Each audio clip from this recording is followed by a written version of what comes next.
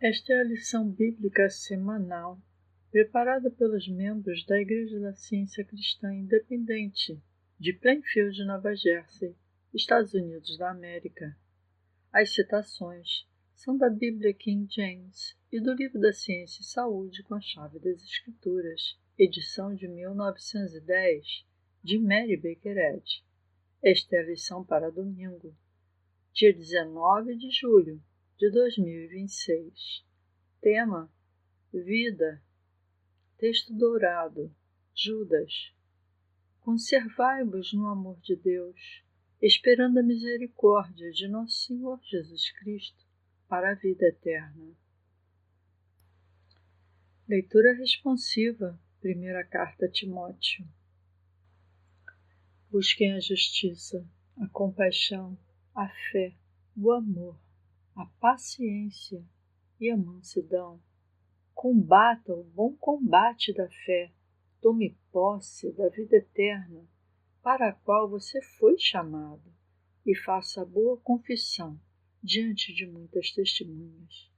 Eu te ordeno diante de Deus, aquele que vivifica todas as coisas, e diante de Cristo Jesus, que diante de Pôncio Pilatos testemunhou uma boa confissão, que guarde este mandamento sem mácula, irrepreensível, até a manifestação do nosso Senhor Jesus Cristo, que no seu tempo ele mostrará que é o abençoado e único potentado, o Rei dos Reis, o Senhor dos Senhores, aquele que é o único que possui a imortalidade, que habita na luz inacessível a todos, a quem nenhum homem viu nem pode ver. A ele sejam honra e poder eternos. Amém. A Bíblia, Salmo. Eu não morrerei, mas viverei e declararei as obras do Senhor. Lucas. E um certo governante perguntou-lhe, dizendo ao mestre: o que eu farei para herdar a vida eterna? E Jesus lhe disse: por que me chamas de bom? Ninguém é bom, senão um, que é Deus. Tu sabes os mandamentos: não cometerás adultério, não assassinarás, não furtarás, não dirás falso testemunho, honra o teu pai e a tua mãe. E ele disse: tudo isso eu tenho guardado desde a minha juventude. Ora, Jesus, ouvindo essas coisas, lhe disse: ainda te falta uma coisa. Vende tudo quanto tens e distribui entre os pobres, e tu terás um tesouro no céu. Venha e siga-me. E ao ouvir esta palavra, ele ficou muito triste, porque ele era muito rico. E vendo Jesus que ele ficara muito triste, lhe disse: quão difícil será para os ricos entrarem no reino de Deus. Porque é mais fácil um camelo passar por um olho de agulha do que entrar um homem rico no reino de Deus. E os que ouviram isso disseram: então quem poderá ser salvo?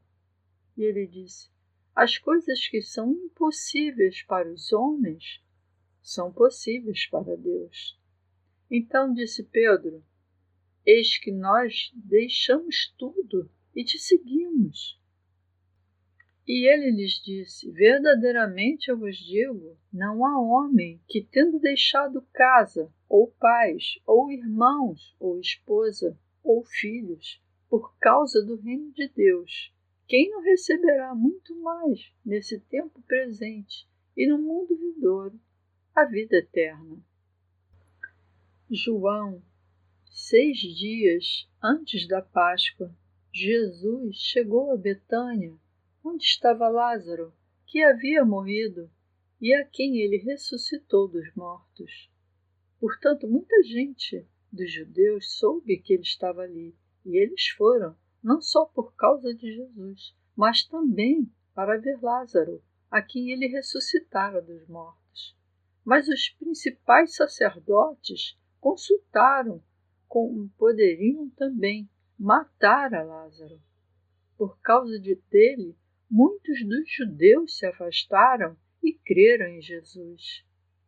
No dia seguinte, a grande multidão que tinha vindo à festa, ouvindo dizer que Jesus vinha a Jerusalém. A multidão, pois, que estava com ele, quando chamou a Lázaro para fora da sepultura, testemunhava que ele o ressuscitara dos mortos. Por causa disso, também a multidão saiu ao seu encontro, porque eles tinham ouvido que ele fizera este milagre. E Jesus lhes respondeu, dizendo: chegou a hora em que o Filho do Homem será glorificado.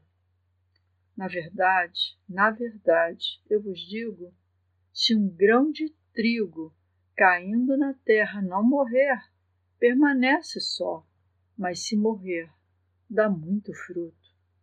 Quem ama a sua vida, perdê-la-á, e quem neste mundo odeia a sua vida, guardá-la-á para a vida eterna. Agora a minha alma está perturbada, e o que direi? Pai, salva-me desta hora. Mas foi por isso que eu vim a esta hora. Pai, glorifica o teu nome.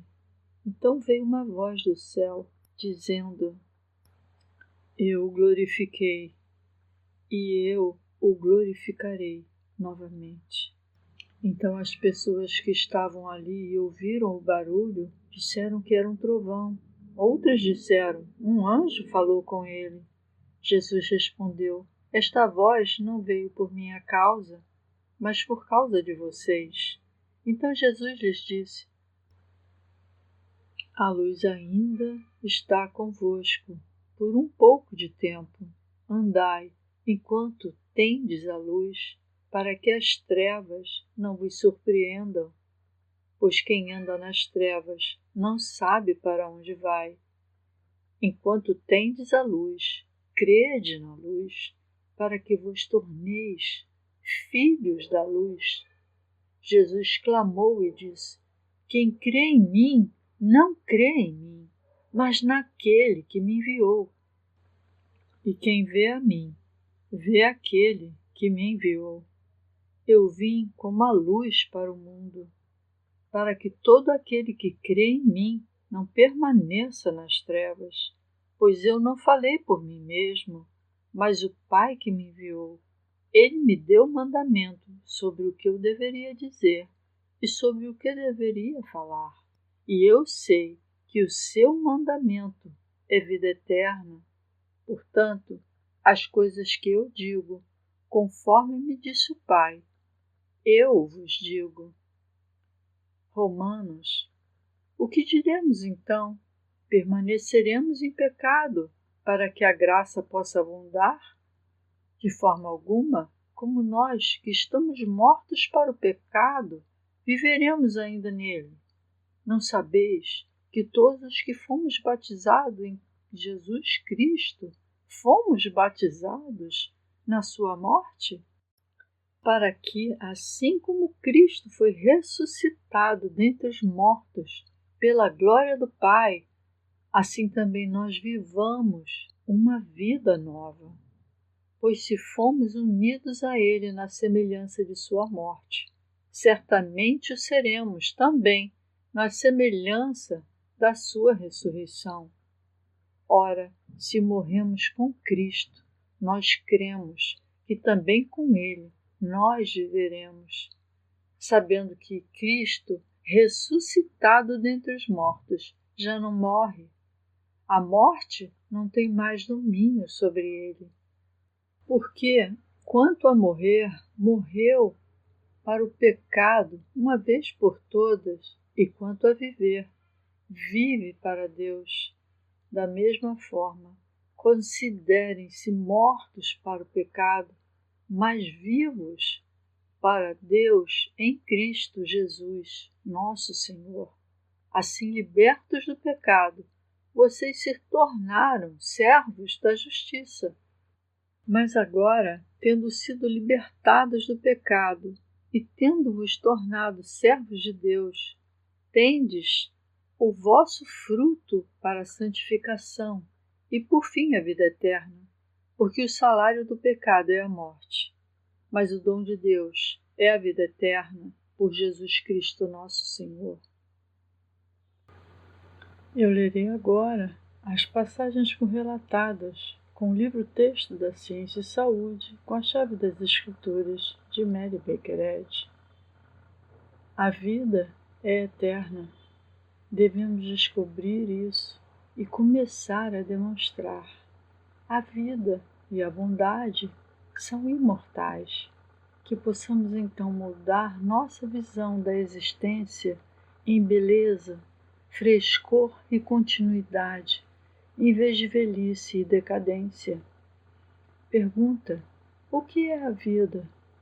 Resposta: a vida é princípio divino, mente, alma, espírito. A vida não tem começo nem fim. A eternidade, e não o tempo, expressa o pensamento da vida, e o tempo não faz parte da eternidade. Um cessa na mesma proporção em que o outro é reconhecido. O tempo é finito, a eternidade é infinita, para sempre. A vida não está na matéria e nem é da matéria. O que se denomina matéria é desconhecido para o espírito, que inclui em si toda a substância e é a vida eterna. Matéria é um conceito humano. A vida é mente divina. A vida não é limitada. A morte e a finitude são desconhecidas para a vida. Essa é a vida eterna de Jesus. É e não será. Então, ele define a vida eterna como um conhecimento presente de seu Pai e de si mesmo, o conhecimento do amor, da verdade da vida. Esta é a vida eterna, que te conheçam a ti, o único Deus verdadeiro, e a Jesus Cristo, a quem enviastes. As Escrituras dizem: nem só de pão viverá o homem, mas de toda palavra que procede da boca de Deus, mostrando que a verdade é a própria vida do homem, mas a humanidade se opõe a tornar esse ensinamento prático. Cada provação da nossa fé em Deus nos fortalece. Quanto mais difícil parecer a condição material a ser superada pelo Espírito, mais forte deve ser a nossa fé e mais puro o nosso amor. O apóstolo João diz: no amor não há medo, antes o perfeito amor expulsa o medo. Aquele que tem medo não está aperfeiçoado no amor. Eis uma proclamação definitiva e inspirada da ciência cristã. Deus, o bem divino, não mata um homem para lhe dar a vida eterna, pois só Deus é a vida do homem. Deus é, ao mesmo tempo, o centro e a circunferência do ser. É o mal que morre, o bem não morre. Todas as formas de erro sustentam as conclusões falsas de que existe mais de uma vida, que a história material é tão real e viva quanto a história espiritual, que o erro mortal é tão conclusivamente mental quanto a verdade imortal, e que existem duas entidades e seres separados e antagônicos, dois poderes, a saber, o espírito e matéria, resultante em uma terceira pessoa, o homem mortal, que perpetua as ilusões do pecado, da doença e da morte. O homem é mais do que uma forma material com uma mente interior, que precisa escapar do seu ambiente para alcançar a imortalidade. O homem reflete o infinito e esse reflexo é a verdadeira ideia de Deus. Deus expressa no homem a ideia infinita que se desenvolve eternamente, expandindo-se e elevando-se cada vez mais a partir de uma base ilimitada. Jesus levou os nossos pecados em seu corpo, através da magnitude de sua vida humana. Ele demonstrou a vida divina, da amplitude do seu puro afeto. Ele definiu o amor com a abundância da verdade. Ele venceu o erro.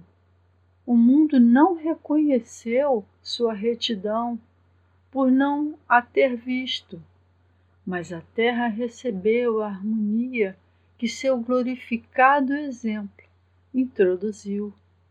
Quem está pronto para seguir seus ensinamentos e exemplo, quando a ilusão da doença ou do pecado o tentar, apegue-se firmemente a Deus e à sua ideia. Não permita que nada além de sua semelhança permaneça em seu pensamento. Que nem o medo nem a dúvida obscureçam sua clareza de percepção e sua serena confiança de que o reconhecimento da vida harmoniosa, como a vida eternamente é, pode destruir qualquer sensação dolorosa ou crença naquilo de que a vida não é. Deixe que a ciência cristã, em vez da percepção corporal, sustente sua compreensão do ser, e essa compreensão suplantará o erro pela verdade, substituirá a mortalidade pela imortalidade e silenciará a discórdia pela harmonia.